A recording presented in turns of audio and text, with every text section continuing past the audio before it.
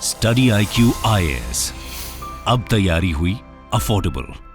नमस्कार दोस्तों कल देर रात पाकिस्तान में एक और बड़ा आतंकी हमला देखने को मिला और इस बार जो मैसिव ब्लास्ट हुआ है वो कराची एयरपोर्ट के बाहर हुआ है और यहां पर जो चाइनीज नेशनल्स हैं उनको टारगेट किया गया। ये खबर आप देख सकते हो, Pakistan airport explosion, 2 Chinese nationals killed in terrorist attack. तो इसी के बारे में हम डिटेल से समझेंगे, जानेंगे कि आखिरकार चाइनीज नेशनल्स पर क्यों अटैक होता है। लेकिन इसके साथ साथ पाकिस्तान की सरकार इस तरह के आतंकी हमले को रोकने के लिए चाइनीज नेशनल्स को प्रोटेक्ट करने के लिए क्या कर रही है। उन्होंने एक बड़ा फंड भी रिलीज किया है, काफी कुछ आपको जानने को मिलेगा। चलिए आगे बढ़ते हैं, लेकिन उससे पहले मैं आप सबको बता दूं कि आप में से जो भी लोग 2025 की यूपीएससी की तैयारी कर रहे हैं, यहाँ पर 26-27 सारे बैचेस अवेलेबल हैं। इसका लिंक दिया हुआ है कमेंट सेक्शन में, आपको यूज करना है ये कोड अंकित लाइव, ताकि आप मैक्सिमम डिस्काउंट ले सकें। और इसके अलावा अगर आप एमसीक्यूज अटेम्प्ट करना चाहते हैं तो मेरे इंस्टा पेज पर जाइए, वहां पर स्टोरीज में जितने भी एमसीक्यूज हैं उसको भी आप अटेम्प्ट कर पाएंगे। चलिए शुरुआत करते हैं और सबसे पहले ये देखते हैं कि एग्जैक्टली हुआ क्या है। देखिए यहां पर मैप के थ्रू आपको बता दूं कि जो कराची शहर है वो आपको सिंध प्रोविंस का जो कैपिटल है वो देखने को मिलता है। एकदम सदर्न साइड में अरेबियन सी पर ये बड़ा पोर्ट, कराची पोर्ट आप सबने सुना होगा। तो इसी शहर में जो एयरपोर्ट है मोहम्मद अली जिन्ना, आपको पता ही होगा, उनके नाम पर यह एयरपोर्ट रखा गया है। तो उसी एयरपोर्ट के जस्ट बाहर बताया जा रहा है एक मैसिव एक्सप्लोजन हुआ। इस तरह का जो नज़ारा है वो बताया गया कि देखने को मिला, जिसकी वजह से 2 चाइनीज वर्कर्स यहां पर मारे गए और कई सारे जो वर्कर्स हैं, पाकिस्तान के सिटीजन्स हैं, वो यहां पर इंजर्ड हुए हैं। यहां पर जो सोशल मीडिया में तस्वीरें आ रही थी उसमें दिखाया जा रहा था कि कैसे जो पुलिस है पूरे एरिया को कॉर्डन ऑफ कर रही है, मिलिट्री पर्सनल वहां पर पहुंच गए। इनफैक्ट वहां पर जो विटनेस थे उनका यह कहना था कि यह एक्सप्लोजन इतना भयानक था कि जो कराची एयरपोर्ट की बिल्डिंग है वो पूरी हिल गई और इसकी जो आवाजें हैं वो कराची शहर के कई जगहों पर सुनाई देखने को मिला है। तो यहां पर आप देख सकते हो जो प्रोविंशियल होम मिनिस्टर हैं उनका यह कहना है कि ये जो एक्सप्लोजन है it is attack targeting foreigners. तो ये बेसिकली चाइना की बात कर रहे हैं, जो चाइनीज वर्कर्स वहां पर काम करते हैं उनके ऊपर यह अटैक है। और यहां पर मोस्ट प्रॉब्ली जो अटैक किया गया है वो आईडी ब्लास्ट के माध्यम से किया गया और जो ऑयल टैंकर था, बताया जा रहा है कि यहां पर ऑयल टैंकर का सहारा लेकर इतना बड़ा एक्सप्लोजन करने की कोशिश की गई है। अब क्वेश्चन यह है कि इसके पीछे कौन है। देखो यहां पर साफ साफ जो BLA है, that is Balochistan liberation army,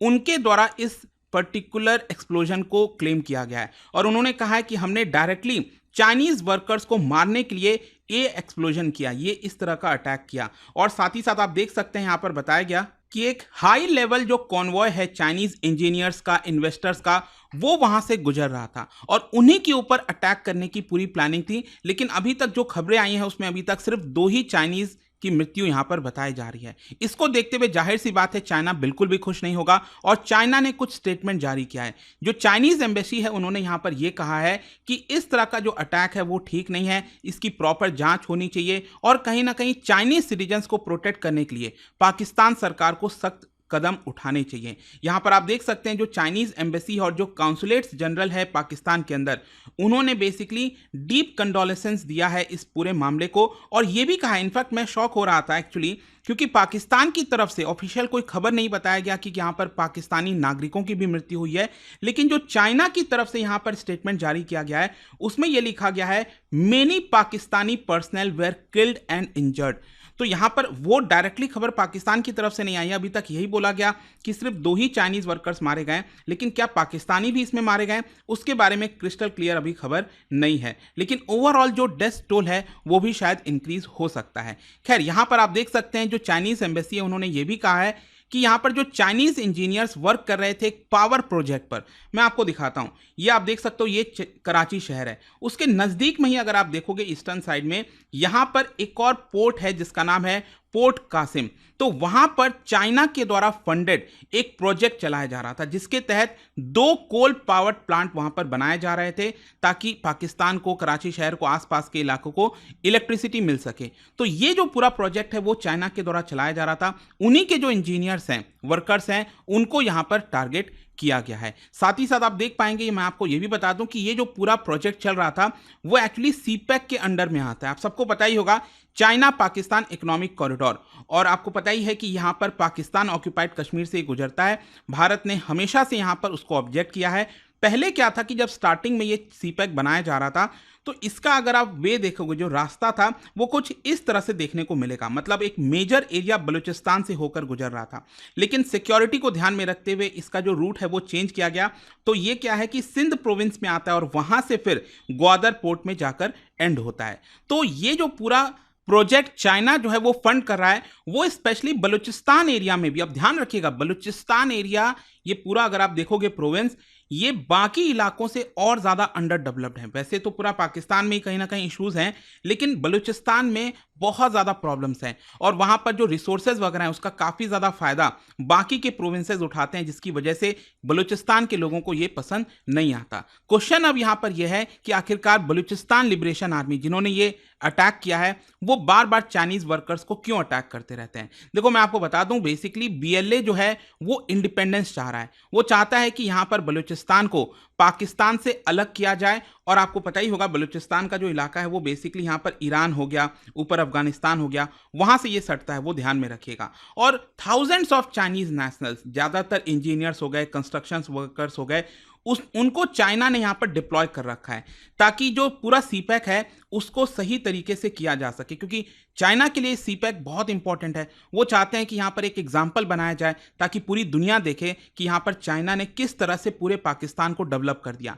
लेकिन ऐसा लगता नहीं है। जिस प्रकार की चीजें हो रही हैं और जिस प्रकार से लगातार अटैक्स होते रहते हैं, बहुत मुश्किल है इसको कंप्लीट करना। खैर, यहां पर जो एक सबसे इंपॉर्टेंट है वो है ग्वादर पोर्ट। आपको पता ही होगा ग्वादर पोर्ट पर काफी निवेश किया जा रहा है। चाइना चाहता है कि अगर ये डेवलप हो गया एक बार, तो यहां से जो पूरा रास्ता है उनको चाइना तक सामान पहुंचाने में काफी आसानी हो जाएगी। लेकिन यहां पर जो बलूचिस्तान लिबरेशन आर्मी है वो आरोप ये लगाती है कि जो बीजिंग है, जो चाइना है, वो पाकिस्तान को मदद कर रहा है ताकि जो बलूचिस्तान के अंदर रिसोर्सेज हैं उसको एक्सप्लॉइट किया जा सके, उसको वो ये लेकर यहाँ पर बाकी रीजन्स में बांट सके और यहाँ पर बलूचिस्तान के जो लोगों का हक है वो एक तरह से छिन जाता है। तो आई होप कि आपको समझ में आ गया होगा कि आखिरकार यहाँ पर इतनी बड़ी जो जंग है वो क्यों यहाँ पर चलती रहती है। और पहले भी अगर आप देखोगे तो चाइनीज सिटीजन्स के ऊपर कई बार हमले हुए हैं। स्पेशली कराची के अंदर जो काउंसुलेट है बीजिंग का, बेसिकली जो एम्बेसी होता है उसका छोटा रूप होता है, तो यहाँ पर बीजिंग का जो काउंसुलेट है उसके ऊपर भी पहले हमला किया जा चुका है। जहां तक सवाल है पूरे पाकिस्तान का टेररिज्म का, तो लगातार वहां पर टेरर अटैक्स बढ़ते जा रहे हैं। स्पेशली मैं आपको बता दूं 2021 में जब से उनका पड़ोसी देश अफगानिस्तान में जब से यूएस आर्मी वहां से गई है और तालिबान का पूरा रूल आया है, तब से अगर यहां पर देखोगे तो लगातार जो अटैक्स हैं वो बढ़ते गए हैं। स्पेशली 2024 में भी आप देखिए, अभी पूरा 2024 खत्म भी नहीं हुआ है और मोस्ट प्रॉब्ली ये 2023 का भी जो आंकड़ा है उसको क्रॉस कर जाएगा। तो ये सिचुएशन आपको देखने को मिलेगी।